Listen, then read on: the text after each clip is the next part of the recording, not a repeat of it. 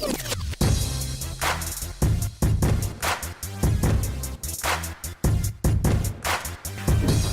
então, Carla, Petri, falem um pouquinho de vocês, em ordem, calma, galera. Um pouquinho do conhecimento de vocês, onde é que vocês estudaram, o que vocês fazem hoje. Eu sou Carla Martins, sou graduada em Economia, Ciências Econômicas pela Universidade Federal do Amazonas, em Filosofia também pela mesma universidade, com MBA em Gestão de Projetos pela Universidade do Estado do Amazonas.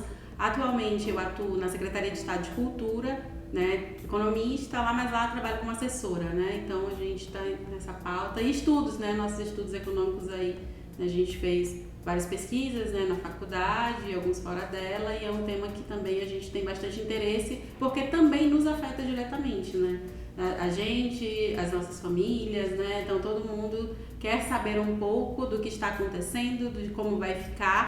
Bom, meu nome é Patrick, também economista, estudei junto com a Carla lá na UFAM e atualmente eu trabalho com refugiados num projeto, numa parceria do Acnu junto com a Caritas Arquidiocesana.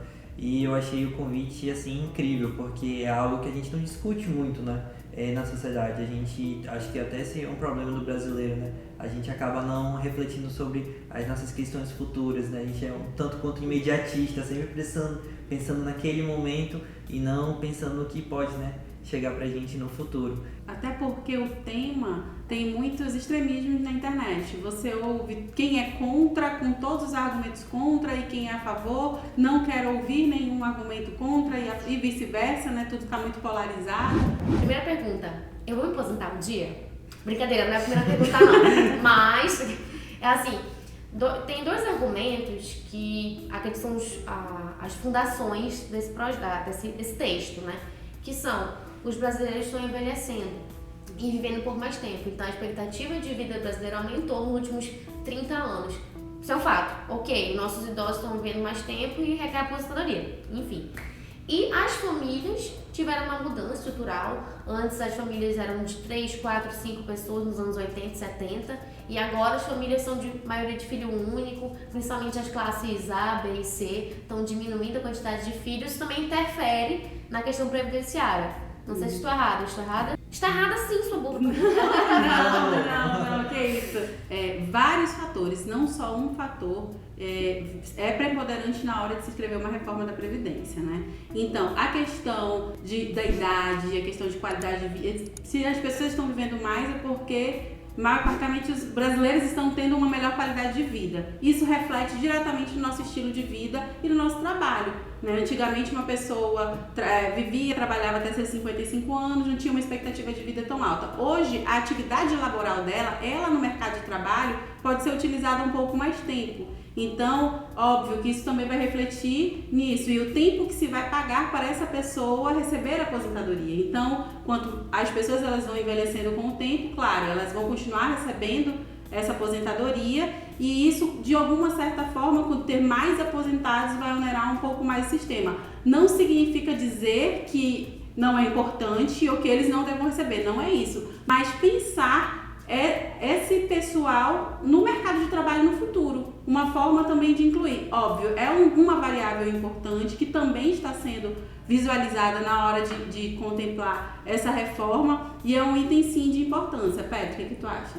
Não, tipo assim, eu super, né, vou contigo, mas eu acho que também a gente precisa acrescentar nisso, né, quais os fatores, o que eles dizem para basear, né, por que eles querem tanto, né, E tão rápido, essa questão.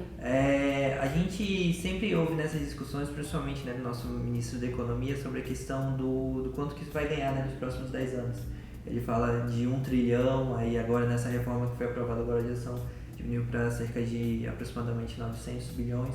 E é justamente isso, essa questão da reforma é também você ter mais dinheiro para você investir na economia, também gerar questão de credibilidade, porque o que acontece? Esse dinheiro serviria para você pagar a aposentadoria de outras pessoas. Só que acontece, quando ele pega e faz a reforma, aprova tudo isso, ele vai ter mais dinheiro disponível para ele investir em outras áreas. Então, de certa forma, é um pouco disso, ele contar com mais dinheiro em caixa para o país e não necessariamente também, né, você ter essa preocupação social com as outras pessoas que vão se aposentar. Mas, como a Carla falou, essa questão não é apenas a questão do envelhecimento, é uma das variáveis, mas não é apenas isso. Eu vejo que o governo tem uma certa urgência em aprovar logo a reforma. Meu Deus, se não aprovar, o Brasil vai quebrar, socorro. É assim que eu me sinto quando eu vejo o governo e a base aliada dele falando sobre a reforma. Teria outra solução para não quebrar o país, já que a gente está com problema assim, o caixa? Sim, deveria-se haver uma reforma, talvez não nesses moldes, né, porque há estudos que dizem que a Previdência ela é superavitária, não deficitária, como afirma o governo, mas eu também sigo na linha de que existem outras medidas econômicas que poderiam compensar, né, esse ganho que teria com essa reforma agora, mas que deveriam ser tomadas, como uma reforma tributária ou como outro estudo da dívida, e sim, umas outras atitudes, outras medidas econômicas que poderiam sim ser feitas paralelo ou, né, prioritárias em relação a isso, mas tem muito a ver com vontade política também, né? Então, nessa linha do governo, ele entende que a reforma é prioritária, mas existem estudos que sim, ela precisava ser reformada, mas que não precisa necessariamente ser nesses moldes, né? Como é que o texto está abordando a questão da mulher em relação à cultura do Brasil? Porque assim, a mulher, dependendo da classe social, ou seja, a maioria, ela tem dupla, tripla, quádrupla jornada, né? O nosso texto, esse texto aí que está sendo discutido, que foi lá mostrado pelo Paulo Guedes, ele tem assim, vocês percebem, ele tem essa consciência em relação ao trabalho da mulher, que ela muitas vezes demora para entrar no mercado ou para de contribuir por conta de filhos, de ter que cuidar de família, de ter que... Ou contribui, mas também cuida de filhos, de família, às vezes é solteira, às vezes não tem o marido ali, o companheiro. A gente sabe que no Brasil a gente tem mais 5 milhões de crianças que não tem pai, que não tem registro. Tem toda essa questão aí, que afeta principalmente mulheres mais pobres. Essa reforma que está sendo proposta, ela pensa nessa mulher? Na opinião de vocês? Olha, essa questão é um ponto de bastante atenção, porque é uma discussão para além da Previdência, né? A questão da mulher no mercado de trabalho, na igualdade de gênero, né? Uma pauta tratada em todos os lugares, dentro da economia, né? A gente trabalha sobre isso, e fatores de desenvolvimento é um dos órgãos da ONU, né?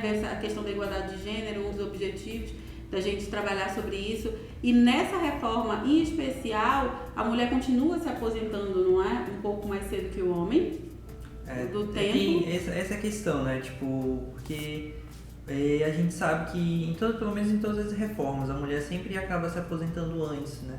Do que tem um tempo de contribuição, de certa forma, contribuição atual, né? Que já querem cortar esse tempo de contribuição, mas também pela questão de idade, menor do que o homem. Já seria também um desses fatores para tentar remediar essa situação da dupla jornada. Só que a gente também precisa analisar que, pelo menos fazendo essa análise comparativa com outros países, em outros países eles buscam a igualdade de aposentadoria entre a mesma idade, entre o homem e a mulher. Só que a gente também esbarra nessa questão da sociedade brasileira, nesse contexto do patriarcado, né? É diferente, a nossa mundo ideal é diferente. Do mundo ideal. Sim, e outra coisa, então, nesse texto, a mulher continua, né, com 62 anos. Sim, 62. A idade mínima seria 62 anos e para o homem 65, né? 65. E só que é o seguinte, a mulher ela continua a ter essa pequena diferença de tempo, mas a expectativa de vida da mulher é maior. Né?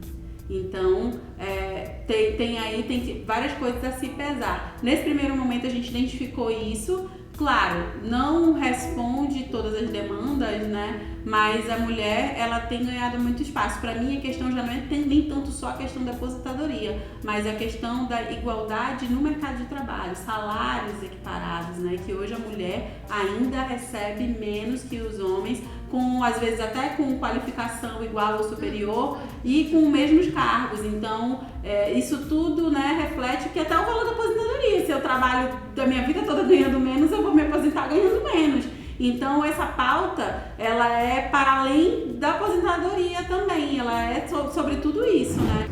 Então, muito obrigada, foi muito legal a conversa, principalmente porque são dúvidas reais. Cadê isso, pessoal? Se tiverem dúvidas, não perguntem pra mim, perguntem pra eles, porque eu não vou saber também. Deixa mais a gente marcado, né? Eu vou deixar alguns links aqui embaixo para vocês acessarem com informações de estudos sobre o assunto. Muito obrigada, beijo!